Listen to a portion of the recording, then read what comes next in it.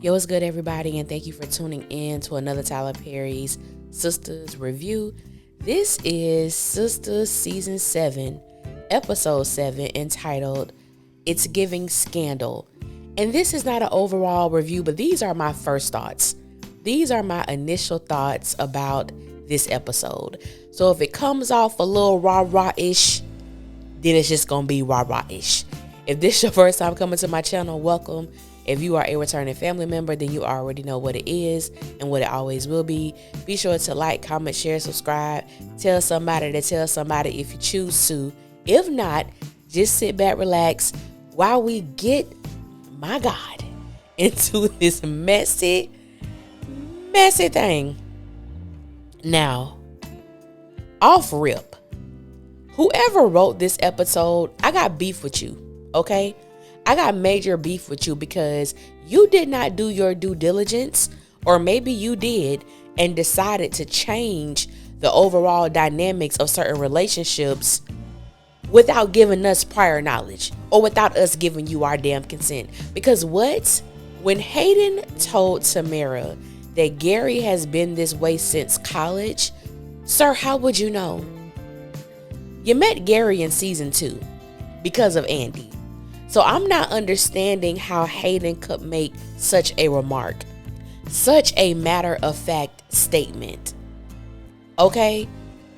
Writer, like I said, I'm not understanding what you were doing. But sticking with Gary, Tamara, and Hayden, I'm supposed to believe that Tamara is thirsty as hell for Gary now after that 3-second kiss. And let me just tell y'all, in post-production, what's up with this glow? What's up with this glow y'all tried to give Gary and Tamara while she's daydreaming about what it is to have sex with him? I said, what is going on here? I instantly thought about The Last Dragon and Leroy when he got dipped from that water and he came up and had that glow on him. I said, what is going on? Where's the show enough in this equation? Because why is Gary and Tamara glistening like this? I said I can't. I didn't know whether to be pissed off, angry, or laugh. It was such an array of emotions going through me last night. But that storyline, I do have a sense. I do care. Because Tamara came in like a breath of fresh air. But I refuse to believe that Tamara is gung-ho over getting some of Gary's nasty demonic penis. Okay? I can't believe it. I just honestly can't. After that little kiss, no ma'am, I can't. So let's move on along to Fatima and Andy. So we find out that Andy doesn't know what's going on with the situation with Jordan. She has no idea. Everyone in the office knows. So when she comes in, of course, Fatima goes into her office to inform her about what's going on. Now, it's at this time, I would have loved for Andy to tell Fatima to pipe down, calm down, and shut up while she's at it. Number one, Fatima, you just informed Andy of this situation with Jordan, and it's embarrassing, of course. And then Fatima proceeds to ask Andy all of these questions. Well, when y'all watch porn, does he come off weird? Does he see? I said, first of all, how do you know they watch porn? Everybody ain't around here watching porn. That's what you and Zach do. Then Andy tells Fatima, I've only been dating him for 4 months. Fatima has all the audacity, all the unmitigated gall to tell Andy to her face, well, in that time, you're really only dating the representative. I said, pause. Time out. Foul on the play. I'm sorry, what, Fatima? In 4 months, you're only dating the representative? Well, what does that say about you? Because in 4 months, you was already having unprotected, not even 4 months. In 2 weeks, you was having unprotected sex with Zach. You bailed him out of jail, moved him into your house, gave him a key to the company truck. Shall I go on and on? So you're telling me that you did all of this to the representative of Zach. And hell, his representative was trash. His representative was dumpster juice. And you're telling me you did all of that for the representative? At that moment, Andy, you don't listen to another damn thing that Fatima tells you, professionally or personally. Because you saw what the hell she did with the representative she had and what she's still doing to the piece of, I don't know what you want to call Zach, man, lack thereof, that she has. Andy apologized to Fatima. I'm sorry, because number one, it is okay for Andy to be in her feelings. She was caught off guard. She's embarrassed. I can only imagine all the things that's going on in her mind, okay? And then with Fatima asking her those questions, it's a lot to process in that moment. So every time that Andy exerted some sense of I'm not going to say aggression, but just letting her feelings come out, she apologized. What are you apologizing for? Why are you acting like you scared of Fatima? That is the whole knit and caboodle with me. I don't like that these women operate as if they have some type of fear with Fatima, that they're scared to say certain things or move in certain ways. That's why I always will come in and big up Karen to be the smallest thing walking on that damn Atlanta streets for sisters. Yet she's the only one who don't back down. She the only one who say what the hell she got to say. And I can appreciate that. Because these other ones, they just get on my nerves. Girl, what is you apologizing for? Next, moving right along. Lord, my thoughts on Rich and Sabrina. I felt so bad in that moment. Like, I love them together, but I just feel sad watching them because someone's going to have to walk away. And if you did not catch our Sisters Keeper last night, it was one for the books. It was really good. We got personal. We unpacked some things. It is so hard when your heart and your mind are in conflict, because a lot of the times they're telling us to do two very different things.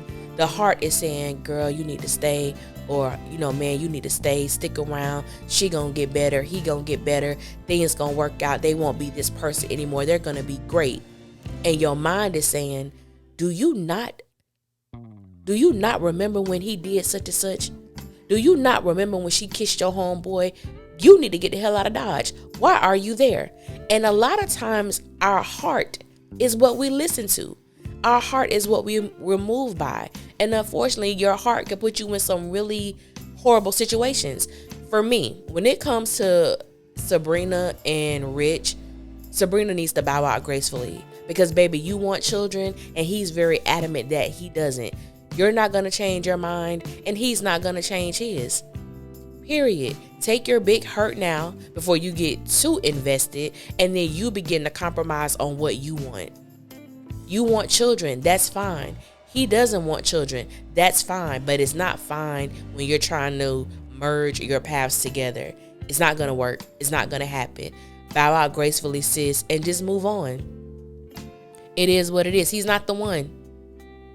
He's just not the one. But this was such a real moment, and I felt it emotionally.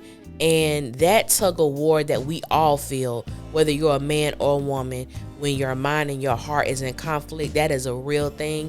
And Novi Brown is playing this so beautifully, because I feel Sabrina in each and every moment when she is toiling or imagining or thinking about what her future would look like if she has a child and Rich is still there. That's big up to Novi, because this storyline here is really taking the cake for me above everything else that's happening on this show. Speaking of Danny and Tony, why? Just why? You know what? Danny is one of those people that I have grace for everybody. And I extend grace even in my personal life, because we all have different journeys. We all have a different past. We all have experienced many different things that make us the people that we are today. And with Danny, she makes me think of one of those people that uses her issues, that uses her past, and she uses it to her advantage. I know she's in therapy. Okay, cool. What happened between her and Tony was downright immature and unnecessary. We find out that Tony's ex-wife is in the military. She has been called on active duty. She is going to war. So, of course, he's going to not watch the children, but he's going to care for the children while she's away. They will be living with him. Danny made such a big deal about this. Like, she knew that he had kids, but I never thought that you would be like a full-time dad. What you mean? His ex-wife is in the military. At any given point, he can have his kids. Bump the fact that she's in the military. At any given point, if that lady says, I need a break, I need you to get the kids for the next 2 months, he gonna do what the hell he's supposed to do, because he's a good father, and that's what good fathers do. So the way that Danny acted, not returning this man phone calls, ghosting him, not, communicating effectively with him, was trash. It was pure trash. He had to literally go up to her at the job to have a conversation. And even at that time, Danny was still being combative. She was still being short with him, because I want to be included in what? When he wanted to talk to you about it, you called off work. And then you showed up with your freak like me dress on to have sex in his office. And that's when he was going to tell you. He doesn't have to run anything by you. You're not his wife. Y'all do not live together. He's a father first and foremost. And I was so glad that Tony stood on that. You knew what it was from the beginning. And if you don't like it, you can bounce. You can get the hell on. Period. Because you don't come before my kids. And I love that. And then all of a sudden she has a change of heart. Well, I've had an opportunity to think about it. And yes, I love that I would have told her, go to hell. But before you get there, walk out my office. Get the hell out my office. Because what are you talking about? Danny's reasoning for being upset with Tony had no basis. It really did not. I didn't even understand what she was upset about. I'm not gonna give her a big up because she did come to the realization that she was being an asshole. No. How many days went by? We're talking about his children. Let me not get on that, because like I said, these were just my initial thoughts. I'll be doing more in-depth breakdown videos a little later with the different storylines that I'm talking about. But let me get off Danny, because Danny just pushes a nerve with me, and I could just go on and on, but that's not what this video is about. Maurice and Grayson. This was probably one of the few times that I was actually on Maurice's side. I don't care about this storyline, just to be completely honest, but Grayson is fine as hell, okay? And I ain't too gung-ho on him walking his happy ass into Maurice's house unannounced. That's just my personal thing. I don't understand. You've known this man for a month, and you just walk into his house. I'm sorry. I live in Florida. You know what happens when that happens, and I'm gonna leave it at that. We just gonna leave it at that. When Grayson walks in, Grayson overhears Maurice talking to a client, and he's basically saying like he doesn't want love, he doesn't want anything serious. Grayson gets offended by this, and I'm thinking, okay, y'all have been dating each other for a month. Another month has went by because we found out that per Andy, who said she's been dating Jordan for 4 months and not 3. So they done added another month, which will make Penelope 11 months pregnant. Still ain't had no damn baby. Okay. Which will make Fatima, we don't know if she have a baby or not. You don't know if she pregnant or not. She pregnant with the invisible kid. Okay. I'm sorry. What is going on? Oh God. This writer. I wish I can pinch you, thump you in your damn forehead. But I didn't feel that what Maurice said was wrong. Maurice told Grayson, I'm speaking to a client. That's just what it is. This is not my personal life. I can tell them anything.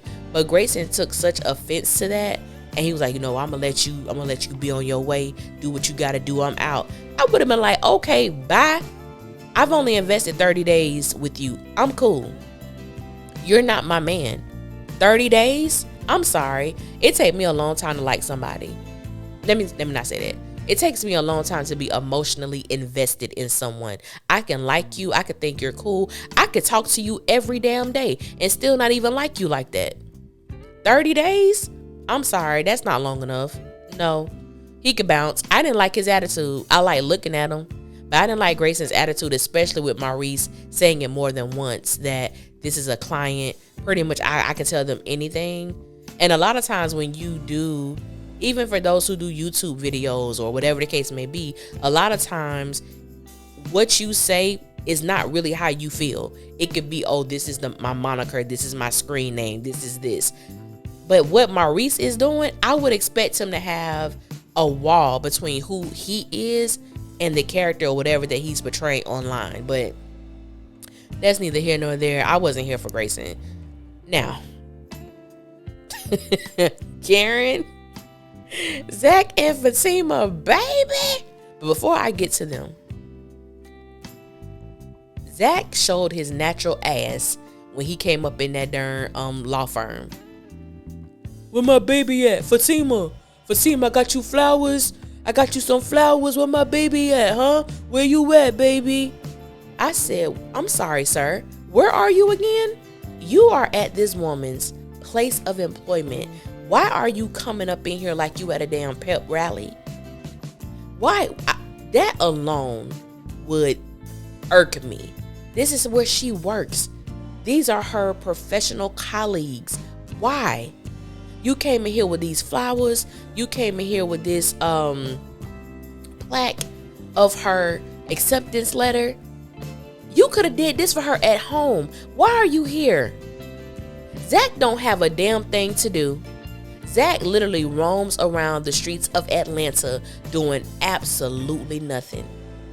He's a true walking, living, breathing shit show. That's exactly what Zach is. He has nothing to do. He doesn't work. He does nothing. Got your flowers. I got your flowers. I said, oh my God. And then the way he treated Andy really pissed me off, because it goes back and it reiterates that Zach does not like any of these women. If he ain't sliding in between them, he don't like them. He don't like Danny. People love to, oh, Danny is his friend. Since when? Since when? Danny is his friend? This the same friend who he talked to Preston about, and he had Preston go and date all these different black women and take them on dates to where he knew Danny would be. That's a friend? That's a friend. You get money, you don't invite this woman to your house, you no longer have use for her, need for her. That's his friend? Please. He done called Andy so many bitches and hoes, but every time he gets into a legal jam, that's who he seeks his help from. Zach can kiss my ass. He don't like these women at all. You see Andy is distraught. She's distressed. She's about to literally have a breakdown. She tells Fatima, I'm about to go. I'm about to leave. And I'm going to go break up with Jordan. Oh, I'm fine, Andy. Thank you for asking. Shit, that's rude. Excuse you? Zach, go jump in the empty pool head first. Please. Because you're aggravating as hell. I just had to get that out of the way. Those are my thoughts when I first, saw that scene. Now going back to the last scene. Karen gets out her car. She don't even turn the damn car off. She's just going there to tell Zach, I got this DNA test set up appointment for tomorrow. It's at 12 o'clock. Just be there. Now, let me go out and say, because I know y'all coming. I want Karen and Zach to stop popping up on each other at their homes, at their respective places of employment, wherever. Just stop popping up on each other, both of them, because I can't stand it. Literally, I can't stand it. And I'm going to just leave it at that. Okay, I said both, because some people going to be trying to make a point. Like this one lady, I said both, sis, not just one. I'm not finna give Karen all this energy, because everything was cool until Zach restarted, hit that reset button, and popped up on her at her grand opening, which he could have called and texted that too. But anywho, I love the fact that Karen made it known, I have this appointment for tomorrow. All you gonna have to do is probably give some saliva, possibly blood. They have to stick a needle in my stomach and get the amniotic fluid. I wanted her. I'm glad she did that. I didn't know. Oh, I bet you did, because you don't care. You don't care about anybody else but yourself. Period. That baby gonna be here in a couple of months. If I was Karen, you just gonna have to wait. It ain't stopping nothing. You gonna have to wait. You'll find out when the baby gets here. Period. I'm not finna go through anything evasive like that to make you feel better. And don't bring Fatima to my appointment. I heard my name. Of course you did. I said, don't bring Fatima to my appointment. I said, baby, Karen and Fatima, first of all, Fatima, you didn't even need to come to the door. That's just me.